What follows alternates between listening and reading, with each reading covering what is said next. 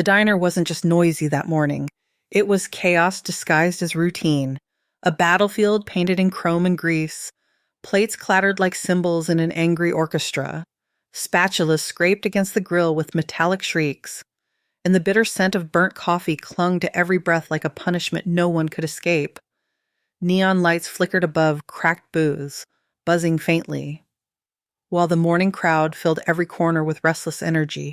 Truck drivers barked orders, businessmen glanced at their watches, and the bell above the door rang with each impatient arrival. And in the very center of it all, like a soldier stranded on the front lines, stood Emily Parker. Her left hand was bound in thick white bandages, swollen beneath layers of gauze, dangling uselessly against her apron as though reminding her of every task she could no longer do. Yet she carried on. With her right arm straining under the weight of trays stacked with pancakes and eggs, mugs of steaming coffee precariously balanced on her hip. She moved through the cramped aisles pretending nothing was wrong. Every step was a battle cry she never voiced. Every forced smile was a mask stretched thin over a silent scream. Customers noticed. They couldn't help it. Their eyes lingered on the trembling dishes, the stiffness in her shoulders, the way she winced each time the tray shifted. Some leaned in close, whispering, "Poor girl," as though pity could replace compassion. Others shook their heads, uneasy but unwilling to act, preferring their hash browns and small talk to confronting cruelty laid bare in front of them. Then came the voice, louder, harsher than the grill, sharper than the hiss of frying bacon. Brian Miller, the manager. "Pick it up. Emily, you think people have all day? Move faster." The words cracked across the diner like a whip. They weren't instructions. They were punishments. Weapons sharpened by arrogance. Each syllable sliced through the room, making heads turn, making silence spread briefly before the clatter of dishes resumed. Because life in that diner had rules. The manager spoke. Everyone else pretended not to hear. Emily's cheeks burned, her skin hot under the fluorescent lights, but she kept moving. What else could she do? Rent didn't wait. Bills didn't forgive. Pride didn't pay for groceries. So she gritted her teeth and pushed forward, hiding the pain in her hand, hiding the truth that she should have been at home, healing. Brian leaned against the register like a bored king on his throne, smirking, arms folded, watching her every move with the kind of satisfaction that came from power misused. Each stumble, each slow step, each moment her tray wavered, he pounced, barking again, ready to humiliate her in front of anyone who'd listen. The customers shifted uncomfortably in their seats, sliding eyes toward their plates or into their coffee cups, a few frowns, a few shakes of the head. But no one stood up for her. Not a single voice rose against him. Emily was alone, trapped in a war where the enemy wore a tie and carried a clipboard. And that was the cruelest part of all. In this diner, pain wasn't measured in broken bones or bandaged hands, it was invisible unless it slowed down business. To Brian, Emily's hand wasn't an injury, it was leverage, a weakness he could exploit, a secret he could use against her until she broke completely. Rent was due in 3 days. The electricity bill stacked on top of the gas bill, and the landlord's reminder echoed in Emily Parker's head like a ticking bomb. Quitting wasn't an option. Resting wasn't a luxury. With one good hand, she kept hustling, praying the pain wouldn't betray her. Customers noticed. Oh, they noticed. At booth 7, 2 women in business suits whispered, "She shouldn't be working with that hand." At the counter, an old man shook his head, muttering, "Cruel manager, poor girl." Their pity hung in the air. But that's all it was.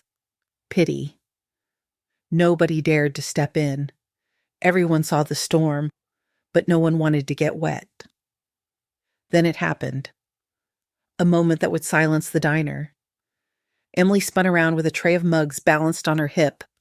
She collided straight into Brian Miller. Cold water splashed down his shirt. The diner froze. Forks stopped midair. Conversations cut short. Brian's jaw clenched, his smirk twisting into something darker. He leaned in, his breath sour with coffee. Clumsy again. Emily? Or maybe you just like embarrassing me in front of customers. Emily's face burned. She whispered, I'm sorry. Reaching for a towel with her good hand, but Brian snatched it away, holding it just out of reach, eyes gleaming with cruelty. His voice dropped low, meant only for her. This isn't about the spill. Don't forget who's in charge here. The room shifted. Customers looked away, pretending not to hear, too uncomfortable to intervene. To them, it was a minor clash. To Emily, it was a knife twisting into an old wound, because she knew exactly what Brian was capable of, weeks earlier, long after closing. Emily had stayed late to wipe tables. That's when she heard it. Brian's voice behind the thin office door. At first, she thought it was a joke, but as she leaned closer, every word became clearer. Another 500 gone, AZ. They'll never notice. Hell, I should take more. Her heart stopped. He was bragging about stealing from the register. Emily froze, holding her rag midair. She didn't want to hear more, but she couldn't move. Then the door creaked open. Brian stood there, eyes narrowing, his smile evaporating. What did you hear? Emily stammered. Nothing. I was just... In a flash, his hand shot out, gripping her wrist. The pressure built until crack. White-hot pain exploded up her arm, dropping her to her knees. Tears blurred her vision as she gasped. Brian crouched low, his face inches from hers, whispering venom. Clumsy, huh? Let's keep it that way. One word about what you heard, and you'll lose more than your job. That night, Emily went home with a broken hand and a silence forced upon her. The bandages she wore weren't just covering an injury, they were covering a secret. And every shift afterward was a reminder. She wasn't just serving food, she was surviving a war no one else could see. Now, standing in that diner with water dripping from Brian's shirt and his threat hanging heavy in the air, Emily realized the cruel truth. He wasn't finished with her. Not yet. The man in the corner booth looked like wallpaper, an unremarkable figure swallowed by the diner's morning light, a threadbare coat, boots scuffed from years on the road, a paper cup of black coffee cooling beside a folded newspaper.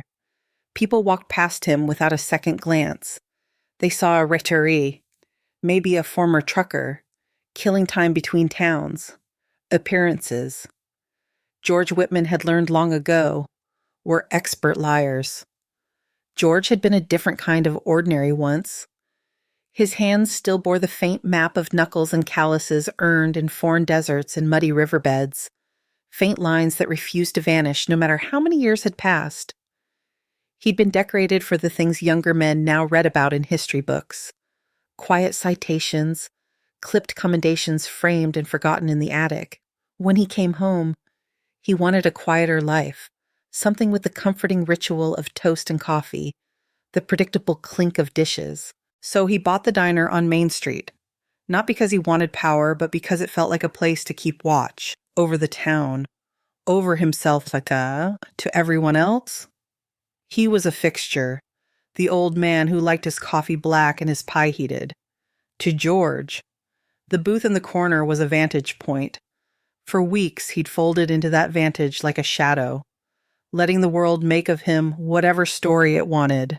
Silence was his lens. People dropped whole truths into it without knowing anyone was listening. Sometimes silence was kinder than interrogation. Sometimes it was the only weapon a man with a hard-earned patience could wield, and the truth that had been leaking into his quiet like steam from a cracked pipe nearly boiled his blood. Emily Parker worked the lunch shift with a grace that was all economy, precise movements that hid the ache beneath, one hand wrapped in an ugly white bandage. She moved through the din of orders and the hiss of the griddle like someone continuously negotiating with a body that betrayed her. She refused help with a stubbornness that wasn't pride so much as determination. You could see the way she steadied plates with her chin, how she learned to carry a tray at an angle that didn't require her injured hand. When customers praised her kindness, she smiled and said nothing about the pain that flared when she reached. When she twisted, when she wiped a table, Brian Miller, the manager, treated her like a small inconvenient detail. He had the kind of easy charm that leans toward cruelty when no one's watching. Loud jokes, a watchful eye for vulnerability, and a knack for excusing his favorites while consuming the mistakes of others like snacks. When Emily fumbled, hair slipping into the gravy, a coffee ring on a pristine napkin, Brian made his performance of outrage an event. He raised his voice, clapped his hands for effect, made the room small for her. Meanwhile, other servers, friends of his or comfortable in the bubble of his approval, would drop whole trays, gab at the counter, or scroll phones behind the pastry case and get a pat on the back for team spirit. The inequity wasn't subtle. It was choreography. George's soldier instincts recognized the pattern immediately. He'd watched commanders single out the wrong soldiers for punishment, watched boys with potential ground into dust under a superior's thumb. He'd seen favoritism carve entire divisions into winners and scapegoats. The memory of that, comrades' faces hollowed by injustice, kept his hands steady on the coffee mug now. It started with whispers. A man near the jukebox muttered, "That manager's got it out for her." Another customer nodded. "Yeah, the other's slack, but he only jumps on her." The words were small, but they multiplied. George listened. Not because he had to, but because something in him wanted to catalog the cruelty, to name it. He watched Emily wince when she bent her wrist too far. He watched Brian shove a plate too close to the edge, then act surprised when it trembled. He watched the way she avoided his gaze, how her smile tightened whenever he came near, as if she were holding herself together for fear of whatever his next performance might demand. One lunch, when the rush thinned and the neon clock above the counter blinked 2:14, George called Brian over as casually as he ordered another cup. He didn't put on the owner's hat with flash or accusation. He wore instead the soft authority of a man who had learned to let others reveal themselves. "Why is Emily still working the floor, Sokov?" he asked, voice steady and low, eyes gleaming with a quiet that could sharpen into danger. "She's injured." Brian's response was a practiced smirk. A shrug meant to settle the question like a coin in a tray. "She's clumsy, Wabakik," he said, leaning back on the counter, elbows planted. "Always has been. She begged me to keep her. Figured I was being generous." Generous. The word stuck to George like spit. He had seen generosity in trenches, the sharing of a single canteen, a last cigarette split between two hands, a soldier carrying another without a thought. This was not generosity. This was manipulation wrapped in performative magnanimity. Brian's generosity sounded like a favor solicited by fear. George, observant and patient, scrutinized his diner surroundings, noting favoritism and hidden leverage. He prepared to act after watching Emily and the manager interact with tension. George Whitman, forged in hardship, resolved to uncover Brian Miller's hidden injustices through subtle evidence gathering. Believing true justice often arises quietly, but ultimately roars against corruption. George Whitman didn't believe in accidents, not after everything he had seen in war. A soldier knows, if something doesn't add up, it's because someone made it that way. And nothing about Emily Parker's suffering added up. So when the lunch rush died down, George called Brian Miller over. His tone was calm, casual, but his eyes were steel. "Why is that girl still on the floor when her hand is clearly injured?" Brian leaned against the counter, lips curling into that smug half-smile. "Her? She's clumsy. Always has been. Half the complaints in this place got her name on them. But she begged to stay on the shift. So I let her. Generous, right?" Generous. The word was bile in George's throat. He gave nothing away, just a slow nod. But his mind was already set. He'd seen enough to know Brian was hiding something, and tonight he was going to find it. When the diner emptied and the neon sign buzzed faintly against the night, George made his move. He slipped down the hallway, boots silent against the linoleum. The office door stood cracked open, careless, typical of a man who thought he was untouchable. Inside, the room smelled of stale coffee and cheap cologne. Papers littered the desk. George shut the door behind him and began to dig. His veteran's hands, steady from years of dismantling weapons, now sifted through files and folders. Then he saw it. A stack of misconduct reports, dozens of them, and every single one bore the same name at the top. Emily Parker, spilled drinks, forgotten orders, bad attitude, laziness. George's jaw clenched. Lies, every last one of them. He had watched her work harder than anyone else. These weren't mistakes. They were weapons. Paper bullets designed to destroy her credibility. He flipped deeper into the pile. That's when his gut twisted. Beneath the reports lay the weekly cash register tallies. George scanned the numbers, his frown deepening.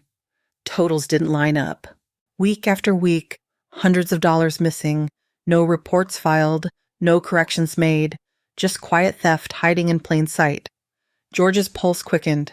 He knew theft when he saw it. He had caught men like this before in his businesses, but here, in his own diner, under his own nose, his chest burned with anger. He stacked the papers, jaw tight, eyes cold. This wasn't just carelessness. This was a scheme. Brian had been skimming money, fabricating reports, and using Emily as his scapegoat. The broken hand, the humiliation, the cruelty. It all made sense now. From outside the office, George heard footsteps and muffled laughter, Brian's voice drifting closer. George froze, instincts razor sharp. He slipped the incriminating files back into place, leaving just enough disorder to keep suspicion low. Then, like a ghost, he slipped out the side door into the night. The cool air hit his face, yes, but it didn't cool his rage. For weeks, he had watched injustice pile up. Now he had proof. And the soldier in him knew one thing. Tomorrow, this war would end. George Whitman had seen enough in the office to know Brian Miller was dirty, but what he heard that night confirmed the rot ran deeper than paperwork could show. It was close to midnight when George lingered in the diner, pretending to nurse his last cold coffee. The staff had mostly cleared out, leaving only Brian and one of his drinking buddies in the back office. The door didn't shut all the way. A sliver of light spilled into the hallway, and with it came voices. At first, it was laughter, loud, careless. Then the words cut through the thin door like blades. "Another couple grand this week," Brian bragged, his voice dripping with arrogance. "Easiest money I ever made. And when they notice the drawer's light, guess who takes the blame?" The buddy chuckled. "That waitress, Emily?" Brian slapped the desk, laughing harder. "Exactly. She's already got a mountain of write-ups. Lazy, clumsy, bad attitude. It's all on paper. Nobody's going to believe her over me. When this blows up, she's finished." George's jaw locked, fists curling against the wall. He could almost hear Emily's quiet, "Enjoy your meal," see her smile through the pain, and here Brian was, plotting her downfall like it was a game. Then Brian's tone shifted, darker, colder. "And if she ever thinks about talking, forget it, she won't. Not after what I did." The buddy's voice lowered. "What do you mean?" Silence for a moment, then Brian sneered. "Her hand. I broke it good. Taught her who's in charge. She knows better than to cross me now." The laughter that followed wasn't just cruel. It was inhuman. George's stomach turned. Rage surged up his spine, hot and uncontrollable. He had seen men shot in war, watched brothers bleed out in trenches, but nothing cut him deeper than hearing a man boast about breaking a woman's hand just to keep her quiet. He pressed his back against the cold wall, fighting the urge to storm inside. His soldier's discipline was the only thing holding him steady. If he moved too soon, Brian might wriggle free. This wasn't just about anger anymore. It was about justice. From the office. Brian's buddy gave a nervous laugh. You're playing with fire, man. What if someone believes her? Brian scoffed. Believe her? Please. I've built the perfect record. She's incompetent on paper. That's all that matters. She's already broken. No one listens to the weak. Those words struck George like a bullet. No one listens to the weak. He'd spent his life fighting for men who couldn't fight for themselves. And now, in his own diner, a predator was walking free, weaponizing lies and violence. George inhaled slowly, steadying his pulse. His military instincts kicked in, calculate, plan, strike when the time is right.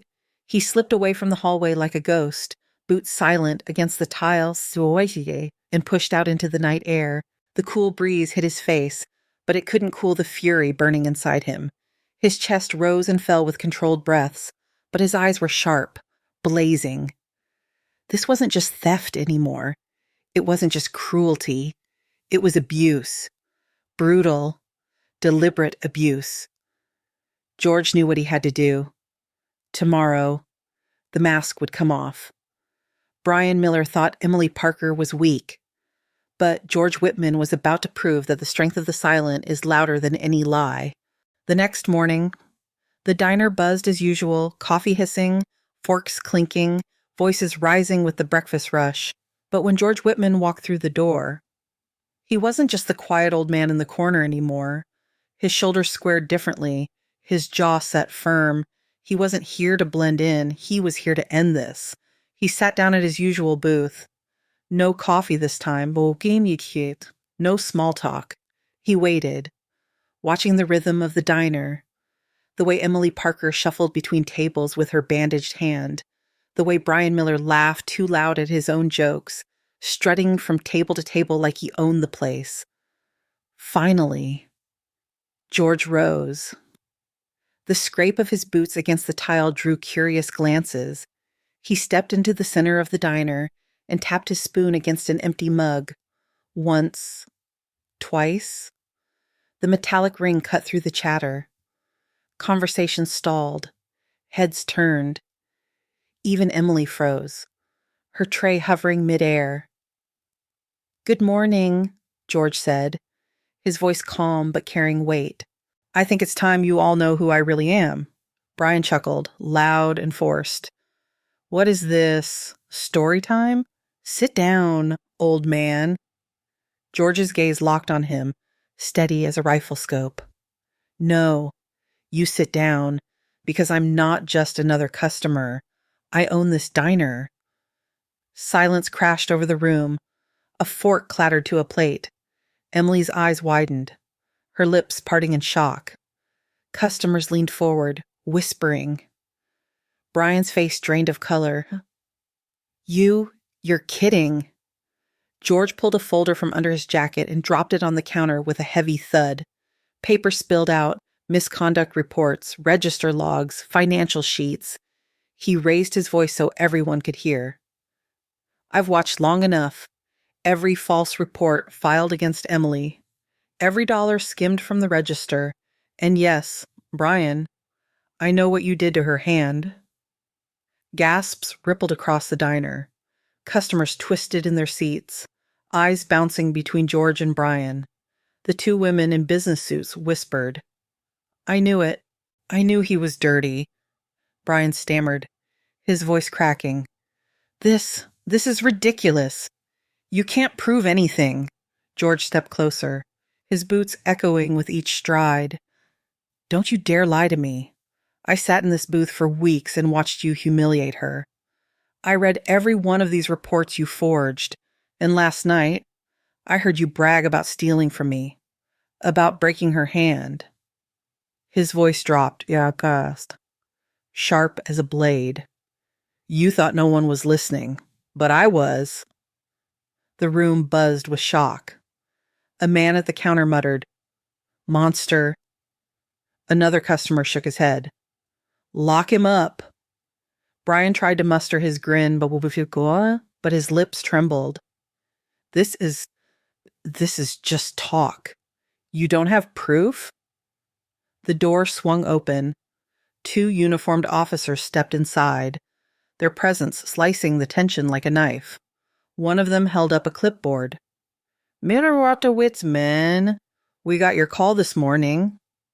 Brian's eyes widened in panic. Wait, you can't. But the cuffs clicked shut around his wrists before he could finish.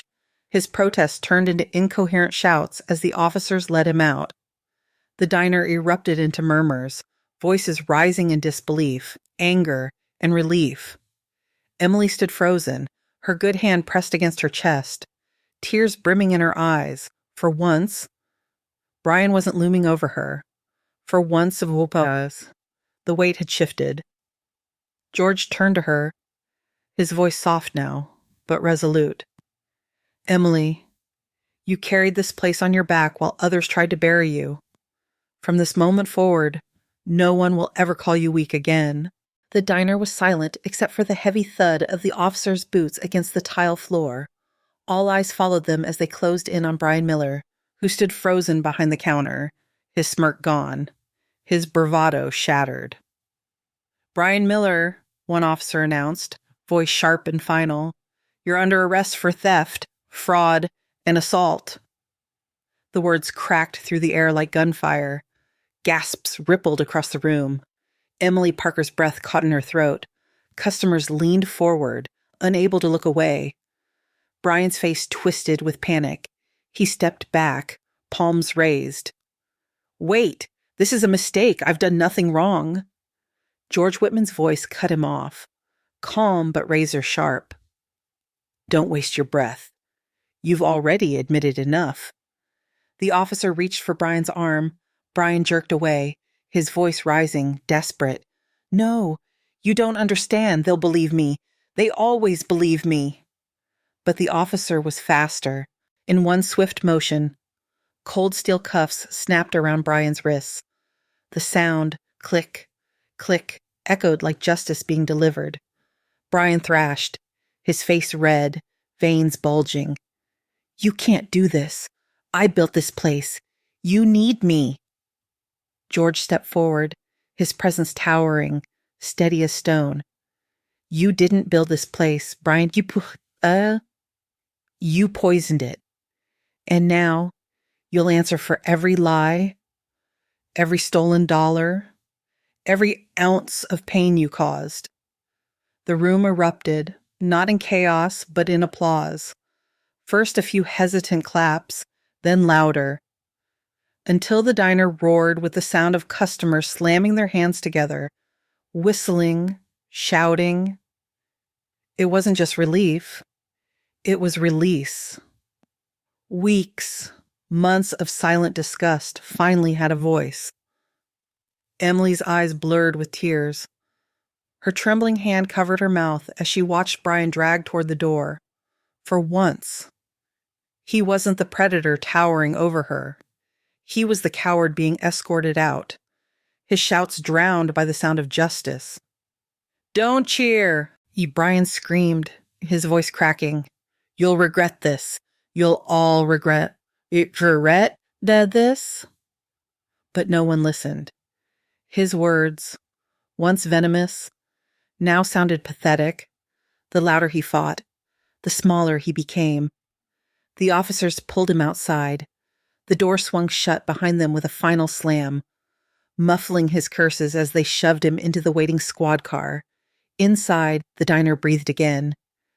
The air felt lighter, cleaner, as if a storm had passed and sunlight broke through. Customers exchanged relieved smiles. Some raised their mugs in a toast, and at the center of it all, George stood tall, his eyes steady, his jaw firm. He had kept his silence long enough. Now his diner was free. The diner was still buzzing from Brian Miller's arrest, the echo of applause clinging to the walls like smoke after a fire. Customers whispered to each other, voices filled with disbelief and relief. But in the center of it all stood Emily Parker, frozen, her good hand pressed against her chest as if to hold her racing heart in place.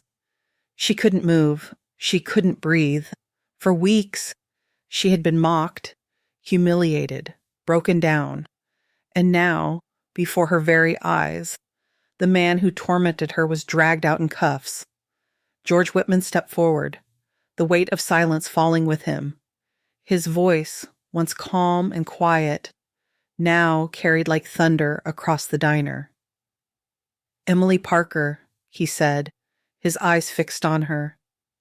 "You carried this place on your back while others tried to bury you. You worked harder with one good hand than most do with two. When lies painted you as weak, you showed strength. When cruelty tried to silence you, you endured." Emily's lips trembled. Her eyes blurred as the dam of her composure cracked. A single tear slid down her cheek, then another. George placed the folder of forged reports on the counter, his hand slamming it shut. "Every word he wrote against you was a lie. Every accusation was nothing but smoke to cover his theft. And now the truth is out. You are not the problem here. You never were." The diner erupted again, not with whispers this time, but cheers. Customers rose from their seats, clapping, calling her name. "Emily! Emily!" The sound filled the air, lifting her in a wave of validation she had never known. Emily covered her face, sobs shaking her shoulders. She wasn't crying from pain now, but from release, from being seen. George raised a hand, the room falling quiet again. His next words struck like a declaration. "From this day forward, Emily Parker is not just a waitress. She's the new floor supervisor of this diner." The announcement crashed over the room like fireworks. Applause thundered louder than before. Some customers whistled, others stomped their feet. Emily's head shot up, eyes wide in disbelief. "Mimi," she whispered, her voice broken. George's gaze softened, but his tone remained firm. "Yes, you. You've already been running this place while others tried to tear you down. Now you'll do it with the authority and respect you've earned." Emily's bandaged hand trembled as she pressed it against her lips, trying to hold back another sob. But this time, she didn't hide it. She let the tears fall freely, because for once, they weren't tears of shame, they were tears of victory. The customers rose to their feet in a standing ovation. Strangers reached across booths to shake her hand, pat her shoulder, and offer words of encouragement. "You deserve this. About time. We're proud of you."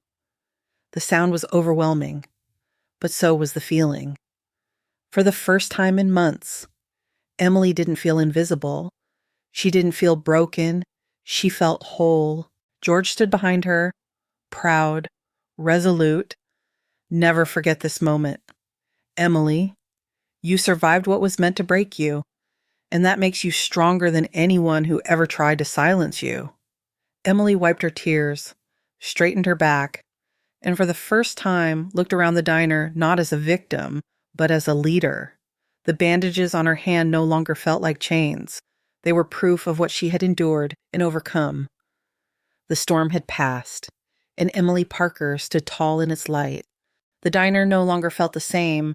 The air, once heavy with fear, now hummed with relief. Laughter returned, light and genuine. Emily Parker stood taller, no longer a shadow, but a leader. And in the corner booth, George Whitman finally allowed himself a smile. Justice had spoken. Cruelty had been silenced.